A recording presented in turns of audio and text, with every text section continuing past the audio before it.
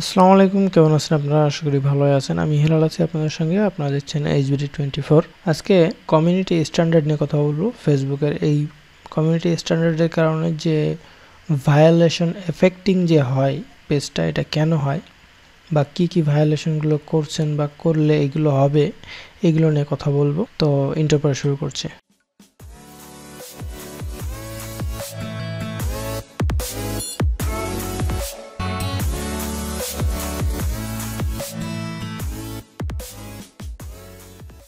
Welcome back. আপনার violation affecting এটা হলো একটা নিউ টুল। এই টুলটা ফেসবুক নতুন তৈরি করছে।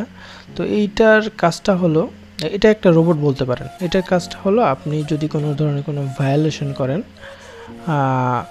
বা দেখা যায় কি যে অ্যাডাল্ট কন্টেন্টগুলো আছে যেগুলো আপনার 18 বছরের উপরের মানুষ দেখবে, এই কন্টেন্টগুলো যদি আপলোড করেন সেটা ওরা এই টুলসের মাধ্যমে ধরে ফেলবে এবং ওইটার কারণে আপনার পেজে রেস্ট্রিকশন দিয়ে দেবে। অথবা দেখা গেল যে এটা শুধু পেজের ক্ষেত্রে না, আর শুধু ভিডিওর ক্ষেত্রেই না, আপনার যদি কোনো পিকচারও হয় সেক্ষেত্রে আপনার এই সমস্যাগুলো হবে।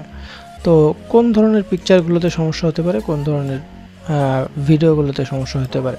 পিকচারের ক্ষেত্রে যদি সাধারণ একটা জিনিস, যদি ছোট কোনো বাচ্চাও হয়ে থাকে, এরা যে নতুন যে রুলস করছে, সেই বাচ্চার যদি আপনার কাপড় চোপড় না পরা থাকে, সেইটার ছবিও যদি আপনি এখানে পোস্ট করেন, তাতেও আপনার এই ভায়োলেশনের আন্ডারে চলে আসবে।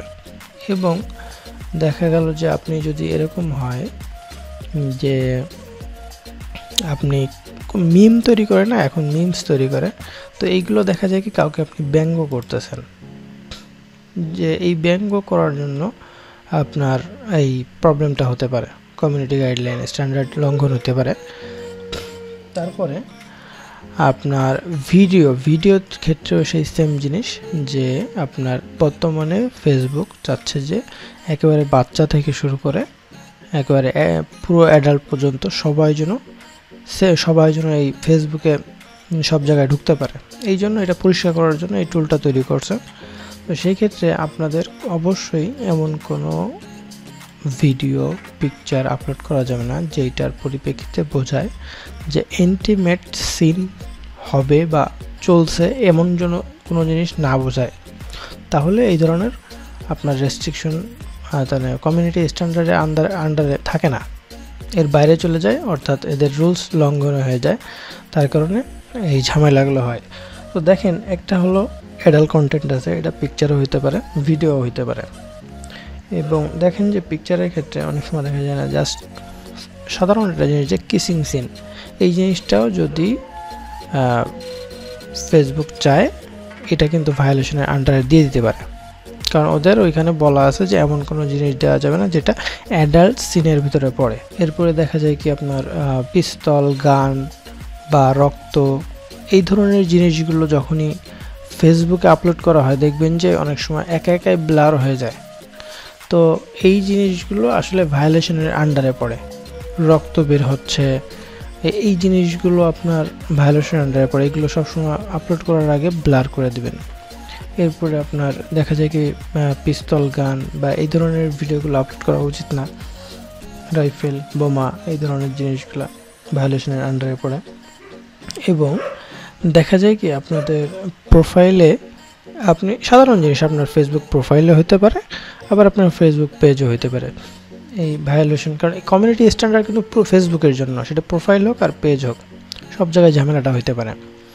তো যদি আপনি কোনো সময় অন্য কোনো পেজের ভিডিও বা ইমেজ কিছু যদি আপনার পেজে শেয়ার করেন এবং সেই জিনিসটার জন্য আপনার কমিউনিটি স্ট্যান্ডার্ড লঙ্ঘন হতে পারে, কারণ ওই ভিডিও বা ইমেজ যদি আপনার এদের রুলসের বাইরের জিনিস হয়, তাহলে এই কমিউনিটি স্ট্যান্ডার্ড লঙ্ঘন হবে। এবং ইউটিউবের আরও একটা রুলস আছে, সেটা হলো যে আপনি অন্য কোনো পেজের জিনিস আপনার পেজে শেয়ার করতে পারবেন না। কারণ শেয়ার করলে আপনার এইটা ওদের অন্য একটা রুলসের নিয়ম লঙ্ঘন করে। তবে কমিউনিটি স্ট্যান্ডার্ড রুলস না, এটা অন্য একটা রুলস। তারপরে এটা মনে পড়লো তাই বলে দিলাম। তারপরে দেখা যায় কি আপনি আপনার ফেসবুক প্রোফাইলেও যদি কখনো কোনো কিছু শেয়ার করেন, অবশ্যই দেখে নেবেন যে আপনি কি শেয়ার করতেছেন, এমন কিছু শেয়ার করবেন না যার পরিপ্রেক্ষিতে আপনার প্রোফাইলে কোনো এই কমিউনিটি স্ট্যান্ডার্ডের আইন লঙ্ঘন হয়। তো এখন আমাদের এই জিনিসগুলা, এই যে সমস্যাগুলো যদি হয়ে যায়, এফেক্টেড হয়ে যায়, তো তখন আমরা কীভাবে করে এর থেকে মুক্তি পাবো, সেই ক্ষেত্রে আপনি একটা কাজ করবেন। এখানে রিকোয়েস্টটা পাঠানোর আগে এখানে এই যে রিকোয়েস্ট অ্যানাদার রিভিউ, এইখানে রিভিউতে পাঠাতে পারেন এবং অ্যাপিল করতে পারেন। দুইটা অপশন আছে। আর বর্তমানে আপনার ফেসবুক রিভিউ করতেছে ম্যানুয়ালি, যাতে, কারণ রোবটের মাধ্যমে এরা কয়েকবার করে বিভিন্ন জায়গায় যে অনেক সমস্যা পাওয়া গেছে, এর কারণে এখন ওরা ম্যানুয়ালি করতেছে, এগুলো রিভিউ করতেছে। তো সেক্ষেত্রে একটু সময় লাগতেছে অনেক বেশি। যেই জিনিস ওরা বলছে 1 সপ্তাহ, সেই জিনিস দেখা যাচ্ছে কি আপনার 1-2 মাসও চলে যাচ্ছে ঠিক হইতে। যাই হোক, এখনও রোবটের মাধ্যমে অনেক জিনিস সলভ করতেছে, যেগুলো আপনার যদি রিভিউতে পাঠানো হয় ওগুলোর সলিউশন রোবটে করে দিতে পারে, কোনো ধরনের কোনো প্রবলেম হয় না, সেগুলো হিউম্যান করা লাগে না, ওগুলো রোবটে করে দেয়। আর যেগুলো আপনার রোবটের কাছে একটু ক্রিটিক্যাল হয়ে যায়, কারণ রোবট তো যে কমান্ড দেওয়া থাকে সেই কমান্ড অনুসারে কাজ করে, কিন্তু কমান্ডের বাইরে এবং কমান্ডের ভিতরে বাইরে দুইটা মিলে অনেক সময় হয় না এরকম যে আপনি এমন একটা কাজ করছেন যে আপনাকে কেউ খারাপও বলতে পারতেছে না, আবার ভালোও বলতে পারতেছে না।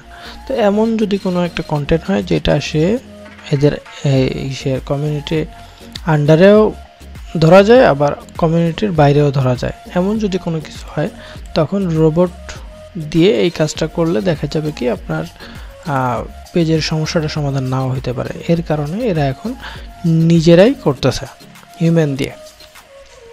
তো এখন এটা কিভাবে করে আপনি রিমুভ করবেন? তো রিমুভ করার আগে অবশ্যই আপনি যে আপনার এই ভিডিওগুলোতে দেখবেন, পাবলিশে গিয়ে আপনার যে ভিডিওগুলো আছে বা পিকচারগুলো আছে বা পোস্টগুলো আছে, এই জিনিসগুলো অবশ্যই আপনি দেখবেন। তো এইখানে আমি যে পেজটা আমাকে দিছে, এখানে আপনার অনেক ধরনের ভিডিও সে আপলোড করছে, ভালো জিনিসও আপলোড করছে, আবার আপনার 18+ বা ছোট মানুষ দেখতে পারবে না এমন ভিডিও আপলোড করছে। তো এই জিনিসগুলো আপনার কমিউনিটি স্ট্যান্ডার্ডের আইন লঙ্ঘন করে। তো এই আইন লঙ্ঘন করার জন্য তার পেজে কিন্তু অলরেডি একটা প্রবলেম চলে আসছে। তো সেক্ষেত্রে আমি যে পেজের ওনার আছে, যিনি আমাকে পেজটা দিয়েছে, আমি তাকে বলবো যে আপনার পেজ থেকে যত অ্যাডাল্ট কন্টেন্ট আছে সেই কন্টেন্টগুলো অবশ্যই আপনি ডিলিট করে দিবেন, কারণ ডিলিট না করলে আপনার পেজ পরবর্তীতে এমনও হইতে পারে যে রেস্ট্রিক্টেড করে দিল বা বন্ধ করে দিতে পারে। তো অবশ্যই আপনি ওগুলো রিমুভ করে দিবেন। এর পরবর্তীতে আপনার অবশ্যই ভিডিও এবং ইমেজ যা আছে সবই ডিলিট করে দেবেন, যেগুলো খারাপ জিনিস আছে, আইন লঙ্ঘন করে এমন কোনো জিনিস যদি থাকে অবশ্যই ডিলিট করে দিবেন। আমি দেখছি আপনার পেজে অনেকগুলো ভিডিও আছে যেগুলো আইন লঙ্ঘন করে, তার ভিতরে এই ভিডিওটা এগুলো আছে, অবশ্যই আপনি এগুলো ডিলিট করে দিবেন। আর অবশ্যই আপনারা, আচ্ছা, এটা কমপ্লিট হয়ে গেলে, এগুলো সব কিছু ডিলিট করা হয়ে গেলে, এরপরে গিয়ে আপনারা যে কাজটা করবেন, আপনারা এখান থেকে মনিটাইজেশন এখানে আসবেন, পলিসি ইস্যু, এখান থেকে এই রিকোয়েস্টে পাঠিয়ে দিবেন, রিকোয়েস্ট অ্যানাদার রিভিউ এখানে পাঠিয়ে দিবেন। এখানে দেওয়ার পরে আপনি 1 সপ্তাহ ওয়েট করবেন। যদি কোনো রিপ্লাই বা কিছুই যদি না পান, তখন আপনি যে কাজটা করবেন, অ্যাপিল করবেন। আর অ্যাপিলের জন্য আমার ফেসবুক পেজ, আমার ইউটিউবে ভিডিও আপলোড করা আছে, অবশ্যই দেখে নেবেন কীভাবে করে অ্যাপিল করতে হয়।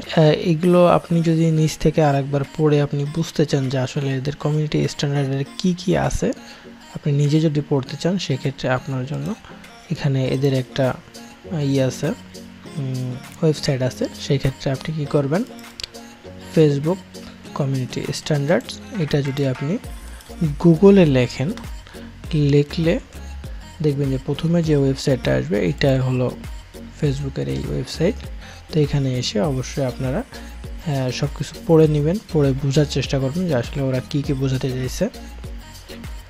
তো প্রথমবার যদি না বুঝতে পারেন, অবশ্যই 2-3 বার পড়বেন, কারণ অনেক সময় দেখা যায় কি যা বলতে চাইছে না বুঝেই আপনি নিজে মনে করলেন যে না, এটা ফেসবুকের ফলস। কিন্তু বিষয়টা হয়েছে কি, ফেসবুক কিন্তু অনেক কিছু চিন্তা ভাবনা করে একটা জিনিস তৈরি করে।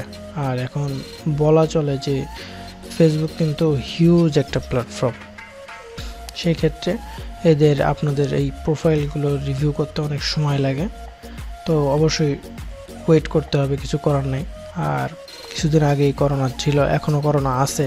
করোনার কারণে তাদের অফিসে এমপ্লয়ও তুলনামূলক কম আছে, যেটা আমি জানি ইউটিউবের তুলনায়। তো যাই হোক, এতটুকুই ছিল আজকের জন্য। যারা এতক্ষণ পর্যন্ত আমার ভিডিওটা দেখছেন, অবশ্যই আমার ইউটিউব চ্যানেলকে সাবস্ক্রাইব করে রাখবেন, যাতে অন্য কোনো টেক রিলেটেড ভিডিও আসলে আপনার কাছে পৌঁছে যায়।